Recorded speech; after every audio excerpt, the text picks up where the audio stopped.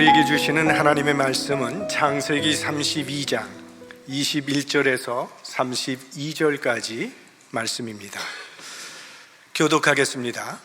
그 예물은 그의 앞서 행하고 그는 무리 가운데서 경야하다가 밤에 일어나 두 아내와 두 여종과 11 아들을 인도하여 야복 나루를 건널세. 그들을 인도하여 시내를 건네며 그 소유도 건네고 야곱은 홀로 남았더니 어떤 사람이 날이 새도록 야곱과 씨름하다가 그 사람이 자기가 야곱을 이기지 못함을 보고 야곱의 환도뼈를 치매 야곱의 환도뼈가 그 사람과 씨름할 때에 위골되었더라. 그 사람이 가로되 날이 새려하니 나로 가게 하라. 야곱이 가로되 당신이 내게 축복하지 아니하면 가게 하지 아니하겠나이다. 그 사람이 그에게 이르되 내 이름이 무엇이냐? 그가 가로되 야곱이니이다. 그 사람이 가로되 내 이름을 다시는 야곱이라 부를 것이 아니요 이스라엘이라 부를 것이니 이는 내가 하나님과 사람으로 더불어 겨루어 이기었음이니이다. 야곱이 청하여 가로되 당신의 이름을 고하소서. 그 사람이 가로되 어찌 내 이름을 묻느냐 하고 거기서 야곱에게 축복한지라. 그러므로 야곱이 그곳 이름을 브니엘이라 하였으니 그가 이르기를 내가 하나님과 대면하여 보았으나 내 생명이 보존되었다 함이더라. 그가 브니엘을 지날 때에 해가 돋았고 그 환도뼈로 인하여 절었더라. 그 사람이 야곱의 환도뼈 큰 힘줄을 친 고로 이스라엘 사람들이 지금까지 환도뼈 큰 힘줄을 먹지 아니하더라. 아멘. 오늘 본문에는 야곱이 야복나루에서 밤잠을 이루지 못하고 심각한 고민에 빠져 있는 모습이 나옵니다. 지금 야곱은 형 에서가 400명의 군대를 이끌고 자기에게 달려오고 있다는 소식을 들었습니다. 동생을 만나러 오는데 왜 400명의 군대가 필요합니까? 자기의 장자권을 가로챈 이 야곱에 대한 이 분노가 아직도 사라지지 않은 것이 분명합니다. 그래서 야곱은 이 위기를 대하여 몇 가지 일을 합니다. 먼저 사자를 에서에게 보내서 내가 고향으로 돌아오고 있는 이 목적은 아버지의 유산 때문이 아니라는 것을 알립니다. 그리고 많은 예물도 보냅니다. 3차례에 걸쳐서 지난 20년 동안 피땀 흘려 모은 재산을 아낌없이 예물로 보냈습니다. 평소 야곱은 소유에 대한 애착이 많은 사람이었는데 생명이 위태로워지니까 그런 거 쉽게 포기해버립니다. 그러고도 마음이 놓이질 않아서 가축들과 가족들을 두 때로 나눕니다. 에서가 한 때를 치면 다른 때는 피하겠다는 최후의 방편이었습니다. 그리고는 에서의 손에서 나를 구원해 달라고 하나님께 간절히 기도를 했습니다. 자, 이제 야곱은 인간이 할 수 있는 일은 다 한 것입니다. 자기 지혜와 경험을 총동원해서 그가 할 수 있는 일은 다 한 겁니다. 그런데도 여전히 야곱은 불안합니다. 마음에 평안이 없습니다. 이것이 우리 인간의 한계가 아니겠습니까? 아무리 철저히 계획을 세우고 대비를 해도 결과를 보장할 수 없는 것이 우리 인생입니다. 그래서 지금 야곱은 밤잠을 이루지 못하고 고민하며 괴로워하고 있는 것입니다. 그러다가 밤에 일어나서 가족들을 이끌고 야복강을 건넌 후에 홀로 남게 됩니다. 22절부터 우리 함께 보도록 하겠습니다. 밤에 일어나 두 아내와 두 여종과 11 아들을 인도하여 야복나루를 건널세. 그들을 인도하여 시내를 건네며 그 소유도 건네고 야곱은 홀로 남았더니 어떤 사람이 날이 새도록 야곱과 씨름하다가 가족들을 다 떠나보낸 후에 홀로 남은 이 야곱은 자기를 도와줄 사람이 아무도 없다는 사실을 새삼 깨닫게 됩니다. 철저히 혼자라는 것을 깨닫게 됩니다. 사람은 홀로 있을 때 가장 정직한 자신의 모습을 볼 수 있습니다. 여러 사람들과 이렇게 함께 있을 때는 아무래도 어느 정도는 가면을 쓰게 되고 자신을 꾸미게 됩니다. 그러나 아무도 의식할 필요가 없는 홀로 있는 순간에는 정직한 자신의 모습을 그때는 볼 수 있게 됩니다. 그래서 개인 경건의 시간이 필요한 것입니다. 홀로 있을 때 우리는 하나님 앞에 벌거벗은 자신의 모습을 그대로 드러내놓을 수 있기 때문입니다. 그렇게 정직하고 진실하게 하나님을 만날 때 하나님과 우리의 관계는 깊어지게 되고 필요한 변화가 그때 일어나게 됩니다. 야곱이 홀로 있는 그 시간에 하나님께서 그를 찾아오셨습니다. 그때가 야곱을 결정적으로 바꿀 수 있는 기회이기 때문입니다. 오늘 이 야복 나루토의 씨름은 야곱이 전적으로 하나님을 신뢰하는 삶을 살아가게 되는 전환점이 된 사건입니다. 그런데 이 야복 나루토의 씨름은 학자들 간의 논란이 많은 부분입니다. 이 씨름을 야곱의 간절한 기도로 해석하는 것은 전체의 흐름에 좀 무리가 가는 해석이라고 생각합니다. 물론 간절한 기도로 볼 수 있는 부분도 있습니다. 그러나 야곱이 그날 밤에 홀로 남아서 하나님께 기도하고 있었다는 개념으로 해석하기에는 앞뒤가 안 맞는 부분이 있다는 것입니다. 자, 24절 말씀을 한번 같이 다시 보겠습니다. 야곱은 홀로 남았더니 어떤 사람이 날이 새도록 야곱과 씨름하다가, 이 문장의 주어가 어떤 사람으로 나옵니다. 이 씨름을 시작한 것이 야곱이 아니라는 겁니다. 그러니까 야곱이 어떤 의도를 가지고 씨름을 시작한 것이 아니라 어떤 사람이, 나중에 보면 하나님의 천사가 어떤 의도를 가지고 씨름을 걸어온 것입니다. 밤중에 야곱이 홀로 있는데 갑자기 정체를 모르는 어떤 사람이 야곱을 공격했다는 겁니다. 아마 그때 야곱은 이 사람은 에서가 자기를 죽이려고 보낸 자객이라고 생각했을 겁니다. 그래서 목숨을 걸고 싸움을 하는 겁니다. 그러니까 이거는 우리가 설날하는 민속 씨름 같은 것이 아니라 생사를 건 싸움입니다. 나중에 밝혀진 이 사람의 정체는 천사, 하나님의 천사 또는 하나님이라고 하는데 구분할 필요는 없습니다. 하나님의 천사도 되고 하나님도 되고 천사 같은 하나님도 될 겁니다. 하지만 야곱이 처음부터 그 사람이 하나님이라는 사실을 안 것은 아닙니다. 야곱은 환도뼈가 탈골된 후에야 이 사람이 하나님이라는 것을 깨닫게 됩니다. 자, 환도뼈는 허벅지에 있는 관절인데 우리의 몸을 지탱해주는 매우 중요한 그런 부분이에요. 이 부분이 탈골이 되면 꼼짝할 수 없는 겁니다. 앉았다가 일어설 수도 없는 것이고 누웠다가 일어설 수도 없이 꼼짝을 못하는 거예요.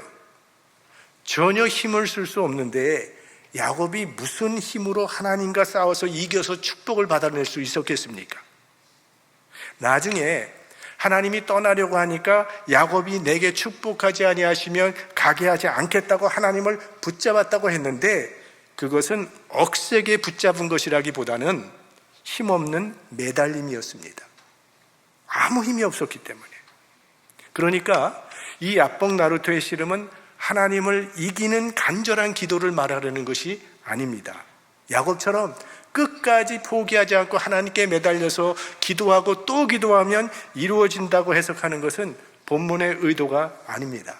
성경 어디를 봐도 사람이 하나님과 씨름하여 이겨서 기도 응답을 받는다는 그런 개념은 없습니다.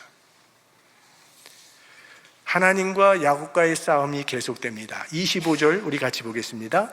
그 사람이 자기가 야곱을 이기지 못함을 보고 야곱의 환도뼈를 치매 야곱의 환도뼈가 그 사람과 씨름할 때에 위골되었더라. 날이 새도록 싸웠는데 하나님이 이기지 못했다고 말을 합니다.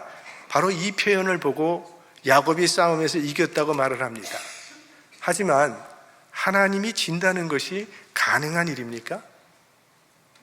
여기 하나님이 이기지 못한다는 것은 야곱이 계속 하나님께 대항하고 고집을 부렸다는 그런 뜻입니다. 하나님이 야곱을 꺾으려고 하셨는데 계속 버티면서 말을 듣지 않았다는 그런 말입니다. 끝까지 고집하는 야곱을 하나님은 이기지 못합니다. 사람이 원치 않으면 하나님은 억지로나 강제로 하지 않는다는 거예요. 야곱이 지지 않으려고 결사적으로 몸부림을 치니까 하나님께서 마침내는 야곱의 환도뼈를 쳐서 쓰러뜨리십니다. 그래서 결국 야곱이 항복하고 하나님께 매달릴 수밖에 없도록 만드신 겁니다. 그러니까 이거는 야곱의 승리가 아니라 하나님의 승리입니다. 그 다음에 나오는 말씀을 봐도 그 사실을 우리가 확인할 수 있습니다. 26절 말씀 같이 보겠습니다. 그 사람이 가로되 날이 세려하니 나로 가게 하라. 야곱이 가로되 당신이 내게 축복하지 아니하면 가게 하지 아니하겠나이다. 상식적으로 지금 야곱이 축복해 달라고 매달리는데, 축복이라고 하는 것은 강한 자가 약한 자에게 하는 것이고 이긴 자가 진 자에게 하는 것입니다. 지금 야곱이 이겼다면, 야곱이 이겼는데 진 사람에게 축복해 달라고 매달리는 것은 이치에 맞지 않는다는 거죠. 자, 그러면 이때 야곱이 무슨 축복을 구했을까요? 지금 야곱은 형 에서의 공격에 대비하기 위해서 자기가 할 수 있는 일은 다 했습니다. 기도도 드렸습니다. 하지만 여전히 지금 불안한 상태에 있고 평안이 없습니다. 그렇다면 지금 하나님께서 야곱에게 에서를 물리칠 큰 능력을 더해 주셔도 부족할 판인데, 오히려 야곱의 환도뼈를 쳐서 쩔는 바리가 되었으니 이제는 에서로부터 야곱은 도망칠 수도 없는 그런 처지가 되어버린 것입니다. 이때 야곱의 입에서는 하나님, 이제 저는 아무것도 할 수 없습니다. 제가 의지할 수 있는 분은 하나님밖에 없습니다. 하나님의 축복과 하나님의 은혜가 없이는 저는 살 수 없습니다. 이런 고백이 야곱의 입술에서 나왔을 것입니다. 이제야 비로소 야곱이 하나님을 전폭적으로 의지하게 되었다는 것입니다. 그러니까 하나님께서 야곱을 여기까지 몰고 오신 것입니다. 그러자 하나님께서 야곱에게 말씀을 하십니다. 그 사람이 그에게 이르되 내 이름이 무엇이냐? 그가 가로되 야곱이니이다. 내 이름이 무엇이냐? 하나님께서 몰라서 묻는 것이 아니죠. 아담아, 내가 어디 있느냐고 물으신 것과 같은 맥락입니다. 자신의 실체를 스스로 시인하고 자백하기를 원하시는 그런 질문입니다. 야곱이 대답을 하죠. 나는 야곱입니다. 이 대답이 야곱의 회개입니다. 야곱이라는 이름은 우리가 아는 바와 같이 남의 발꿈치를 잡아 넘어뜨리고 자기가 일어선다는 그런 뜻을 가지고 있는 이름인데 아주 못된 이름이죠. 그런데 야곱은 정말 자기 이름처럼 못된 삶을 살았습니다. 자기 행복을 위해서 형 넘어뜨렸고 아버지 넘어뜨렸고 외삼촌을 넘어뜨렸어요. 지금 야곱은 나는 바로 그런 사람입니다라고 하나님 앞에 자신의 실체를 자백하고 실토하고 있는 것입니다. 내 이름이 무엇이냐? 오늘 우리 자신에게도 물어야 할 질문일 것입니다. 나는 누구입니까? 내 명함에 써 있는 그 사람이 나입니까? 내 이력서에 적혀 있는 내가 나입니까? 하나님 앞에 단독자로 서 있는 나는 어떤 사람입니까? 우리가 흔히 야곱을 아주 못쓸 사람처럼 말하고 있지만 사실 야곱은 우리의 자화상입니다. 야곱도 우리들처럼 행복을 찾아 애쓰며 노력한 사람입니다. 목적을 위해 적당히 거짓말도 했습니다. 때로는 아부도 했고 결정적으로 필요한 순간에는 남에게 피해가는 일도 했습니다. 하지만 야곱이 남을 넘어뜨리는 것이 그의 목적은 아니었습니다. 자신의 행복을 추구하다 보니까 그걸 앞세우다 보니 그런 일이 따랐을 뿐입니다. 야곱은 하나님을 믿었던 사람입니다. 하지만 믿음대로 살기보다는 인간적인 방법으로 살았어요. 믿음 따로 생활 따로 살았던 사람. 우리에게도 이런 야곱의 모습이 있지 않습니까? 하나님은 우리들도 오늘 이 야곱처럼 자신의 죄를 시인하고 실토하며 자백하기를 기대하고 계실 것입니다. 하나님, 내가 야곱입니다. 저는 남의 발목을 잡아 넘어뜨리는 사람입니다. 거짓말하고 시기하고 비방하기 좋아하고 내 중심적으로 살면서 이웃을 불행하게 만들고 내 자신을 불행하게 만든 장본인이 바로 납니다. 자백하기를 원하실 것입니다. 하나님은 우리가 드리는 상한 심령의 제사를 천천만만의 양이나 소로 드리는 제사보다 더 기뻐 받으실 것입니다. 야곱이 나는 야곱입니다. 남의 발 뒤꿈치를 잡는 나쁜 사람이라고 자백했더니 하나님께서 야곱의 이름을 바꿔주십니다. 28절 같이 보겠습니다. 그 사람이 가로되 내 이름을 다시는 야곱이라 부를 것이 아니요 이스라엘이라 부를 것이니 이는 네가 하나님과 사람으로 더불어 겨루어 이기었음이니라. 야곱에게 이스라엘이라는 새 이름을 주십니다. 여기서부터 이제 이스라엘 민족이라고 하는 그 이름이 생겨나게 된 거예요. 이스라엘 사람에게 있어서 이름을 바꾸는 것은요, 인생이 바뀌는 것을 의미하는 것입니다. 지금까지 살아왔던 삶의 방식과 지금까지 가지고 있었던 그 인생의 가치관이 바뀌는 것을 상징하는 거예요. 그래서 성경에는 이름을 바꾸는 인물들이 여럿 나오지 않습니까? 아브라함이 아브라함으로 바뀌었고, 사레가 사라로, 시몬이 베드로로, 사울이 바울로 바뀌었어요. 요즘도 하나님의 은혜를 체험하고 이름을 바꾸는 사람들을 종종 볼 수 있습니다. 여러분 주변에도 있을 거예요. 김바울, 조다윗, 이사무엘. 저는 이 이름 바꾼 이야기를 할 때마다 잊지 않는 우리 대학부 선배가 어느 날 나타났는데 자기 이름을 김재림으로 바꿨어요. 좀 무시무시한 이름이라 되게 좀 무서워서 피해 다녔어요, 친구들이. 이스라엘이라는 이 이름의 뜻을 오늘 본문에는 하나님과 겨루어 이기다로 이렇게 해석해 주는데, 이게 이해가 잘 가십니까? 히브리 사전의 해석이 훨씬 더 정확합니다. 히브리 사전에는 하나님이 이기시다, 하나님이 다스리시다로 나옵니다. 그러니까 야곱은 지금까지 살아오면서 겉으로는 이겼어요. 형을 이겼습니다. 아버지도 이겼습니다. 외삼촌도 이겼습니다. 그러나 야곱은 행복하지는 않았습니다.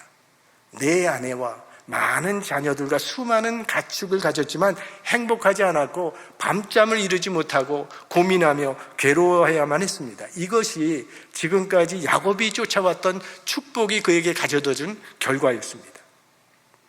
그런 야곱에게 오늘 하나님께서 진정한 승리가 무엇인지, 진정한 축복이 무엇인지를 깨우쳐 주시는 것입니다.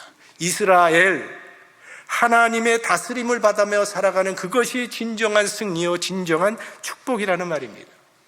자기의 수단, 자기의 힘과 경력을 다 내려놓고 하나님의 다스림을 받으며 살아가는 것, 그것이 진짜 승리요, 행복이라는 그런 말씀입니다.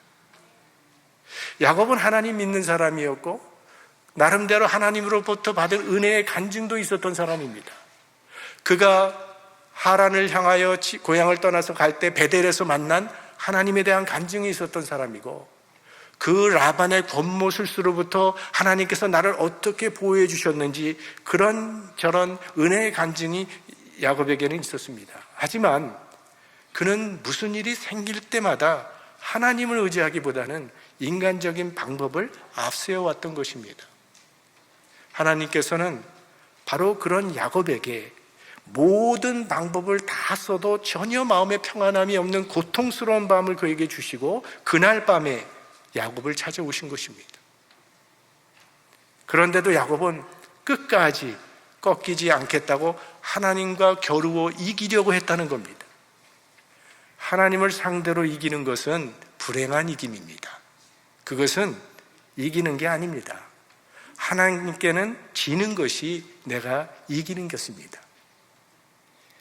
사실 우리들도 보면 야곱처럼 은혜의 간증을 가지고 있는데, 기도 응답의 간증, 지금까지 하나님께서 나에게 베풀어 주신 그 은혜의 간증을 충분히 갖고 있지만 여전히 내가 내 인생의 주인 노릇하며 살아가고 있지 않습니까?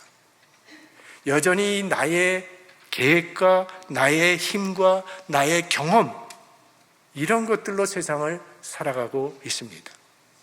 하나님을 의지하는 면에서는 아직도 어린아이 같은 상태에 머물러 있습니다. 하나님의 다스림을 받으려고 하기보다는 계속 자기 방식을 고집하며 살아가고 있다는 거예요. 아까 말씀드렸듯이 이 씨름은 야곱이 어떤 의도를 가지고 시작한 것이 아니라 하나님이 어떤 의도를 가지고 걸어온 씨름이라고 말씀을 드렸는데, 이제 우리는 하나님의 의도를 알 수 있습니다. 자기가 자기 인생의 주인이 되어 살아가고 있는 이 야곱을 하나님께서 찾아오셔서 새로운 삶을 요구하시는 것이 이 야곱 나루의 사건입니다. 그러니까 결국 오늘 이 씨름은 야곱 자신과의 싸움입니다. 야곱이 옛사람으로부터 벗어나려는 싸움이에요.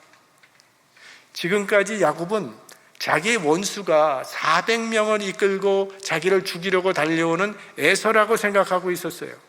그런데 밤새도록 하나님과 씨름하면서 그가 새로운 사실을 깨닫게 되는데, 이제껏 자신을 힘들게 했던 원수는 에서가 아니라 자기 자신이라는 것을 깨달은 겁니다. 그래서 야곱이 자신을 죽이고 하나님께 자신을 온전히 복종시키는 싸움이 바로 이 야복 나루터의 씨름입니다. 그래서 이 씨름이 끝났을 때 야곱은 과거의 본성을 굴복시키고 새 사람으로 거듭나게 됩니다. 그래서 이 사건은 야곱의 생애에 있어서 전적으로 하나님을 의지하게 되는 결정적인 전환점이 됩니다. 신앙은 오늘 이와 같이 자신의 문제를 가지고 고민하고 갈등하며 씨름하는 거죠. 사도 바울은 이 갈등이 너무나 심해서 오호라 나는 공고한 자루다 울부짖었죠. 우리 마음은요, 전쟁터입니다. 끊임없이 싸움이 일어나고 있는 전쟁터예요. 그래서 인간은 걸어다니는 내란이다라고 말하지 않습니까? 우리 삶 속에서 이 싸움이 멈추면 우리의 신앙 성장도 멈추는 겁니다. 안일한 선인보다 고민하는 죄인이 하나님께 더 가깝다고 그렇게 말했어요. 여러분, 계속 자신과 싸우시기 바랍니다. 나를 죽여야 합니다. 연약한 나의 모습 때문에 애통하고 씨름하는 우리를 하나님은 가까이 하실 것입니다. 우리 안에는 야곱과 이스라엘이 함께 공존하고 있습니다. 간사하고 세속적인 이 야곱과 이스라엘로 변화된 영적 이스라엘이 우리 안에 함께 공존하고 있습니다. 남의 발꿈치를 잡아 넘어뜨리고자 하는 이 세속적인 야곱과 야복 나루터에서 변화된, 그래서 하나님의 뜻을 따라 살고자 씨름하는 이 영적인 성품 이스라엘이 우리 안에 함께 거하고 있습니다. 우리가 야곱이라는 이름으로 잠시 승리할 수는 있겠지만 그것은 진정한 승리는 아닙니다. 정말 승리하려면 이스라엘이 되어야 합니다. 우리가 야곱처럼 살아가면 이리 쫓기고 저리 쫓기는 참 고달픈 삶을 살게 될 것입니다. 이 내 삶 속에 있는 야곱을 죽이고 하나님과 함께 이스라엘로 살아가는 것이 진정한 승리입니다. 우리가 예수님을 구주로 고백할 때 하나님께서는 우리에게 새 이름을 주셨어요. 이스라엘이라고 하는 새 이름을 주셨습니다.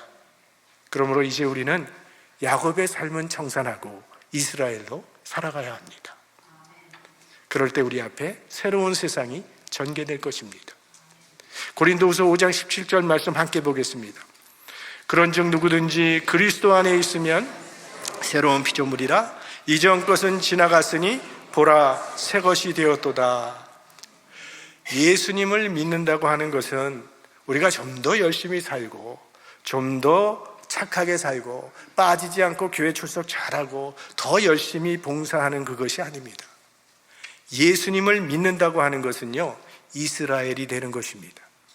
인생의 주인이 바뀌는 거예요. 예수님을 인생의 주인으로 모시고 주님의 다스림을 받는 이스라엘의 삶을 살아가는 것이 예수 믿는 삶입니다. 예전에 아주 중국 요리 맛있게 잘하는 집이 있었는데 좀 깔끔하지가 않은 그런 중국집이었어요. 들어가면 일단 식탁이 좀 지저분해요. 컵도 그릇도 보면 그렇게 깨끗해 보이질 않습니다.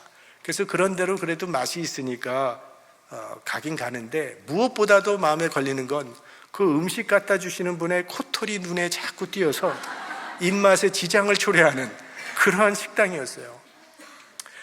그런데 정말 오래간만에 다시 가보니까요, 이 식당이 완전히 달라졌습니다. 굉장히 깨끗해졌어요. 페인트도 물론 새로 했지만 테이블도 굉장히 깨끗해졌고 그릇이나 수저나 젓가락이나 모든 게 다 깨끗해졌어요. 음식도 더 많이 맛있어졌어요. 그래서 이 식당 달라졌네요 했더니 주인이 바뀌었습니다. 주인이 바뀌니까 분위기도 달라지고 맛도 달라지고 서비스도 달라졌어요. 우리의 삶이 새로워지려면 인생의 주인이 바뀌어야 합니다. 여러분의 인생의 주인은 누굽니까? 진정 하나님이 여러분 인생의 주인이십니까? 아니면 내가 여전히 인생의 주인이 되어 살고 있지는 않습니까? 내가 하나님의 자리에 앉아 있다면 그 자리에서 내려와야 합니다. 그래야 새로운 피조물이죠. 그래야 한다는 것을 알면서도 그렇게 살지 못하는 나의 연약함을 애통해하면서 씨름할 때, 그리고 하나님을 인생의 주인으로 모실 수 있도록 나와 씨름하며 다짐할 때 하나님께서 우리의 주인이 되어 주실 것입니다. 자, 오늘 본문은 이렇게 끝이 납니다. 그러므로 야곱이 그곳 이름을 브니엘이라 하였으니 그가 이르기를 내가 하나님과 대면하여 보았으나 내 생명이 보존되었다 함이더라. 그가 브니엘을 지날 때에 해가 돋았고 그 환도뼈로 인하여 절었더라. 여기 브니엘이라고 하는 것은 하나님의 얼굴이라고 하는 뜻입니다. 그러니까 하나님을 경험한 것을 이렇게 표현한 것이죠. 해가 돋았다는 말을 한 성경학자는 내적 영혼의 해와 외적인 해가 같이 돋은 것이다, 이렇게 해석을 했습니다. 야곱은 오늘 해 돋는 들판을 쩔릉거리며 걸어가고 있습니다. 여기에 해석을 부연한다면 한 눈을 잃고 천국에 들어가는 것이 두 눈을 가지고 지옥에 가는 것보다 나으니라. 비록 환도뼈가 위골이 되어 절개되었지만 야곱의 영혼은 감격스러운 새 아침을 오늘 맞게 된 것입니다. 자, 이때부터 야곱은 믿음의 조상답게 아주 성숙한 하나님 백성의 삶을 살아가게 됩니다. 상황은 하나도 달라지지 않았습니다. 여전히 에서는 400명의 군대를 몰고 다가오고 있습니다. 그러나 상황을 대하는 야곱이 달라졌습니다. 하나님을 자기 인생의 주인으로 모시게 되니 두려움이 사라지고 마음에는 평안이 임하더라는 거예요. 다음 주일에 살펴보겠지만 야곱이 변화되니까 에서도 변합니다. 해처럼 빛나는 야곱의 얼굴에서 비추는 그 광채가 그를 죽이려고 달려왔던 에서의 증오의 마음을 변화시킵니다. 이전에 야곱은요, 형의 장자권을 빼앗고 아버지의 축복 기도를 가로챘고 외삼촌의 가축을 빼앗았어요. 그래서 형도 불행해졌고 아버지도 불행해졌고 외삼촌도 불행해졌고 자기도 불행해졌습니다. 그런데 야복나루에서 야곱이 변화되니까 하나님도 승리하시고 자기도 승리하는 참된 승리를 경험하게 되는 겁니다. 뿐만 아니라 에서의 마음도 녹아져서 에서도 자신의 증오를 이기는 승리를 경험하게 됩니다. 야곱을 통해서 복의 근원이 되리라고 하셨던 그 하나님의 약속의 말씀이 야곱을 통해서 이루어지게 됩니다. 세상에서 말하는 복은 복 받은 사람만 좋지 남에게는 좋을 게 하나도 없습니다. 그러나 성경이 말하는 복은 나 때문에 다른 사람까지 함께 복을 누리게 되는 복입니다. 모두가 살고 모두가 이기는 삶, 이제 야곱에게 그런 진정한 승리의 인생이 시작되고 있는 것입니다. 우리가 인생의 마지막 지점에 다다를 때는 그곳에는 두 가지만이 남게 됩니다. 야곱으로 살았느냐, 이스라엘로 살았느냐 하는 문제입니다. 야곱이 이스라엘로 변화된 것처럼 옛 야곱의 삶을 벗어버리고 우리들도 이제 하나님의 다스림을 받는 새 이스라엘로 살아갈 수 있기를 주님의 이름으로 축원합니다.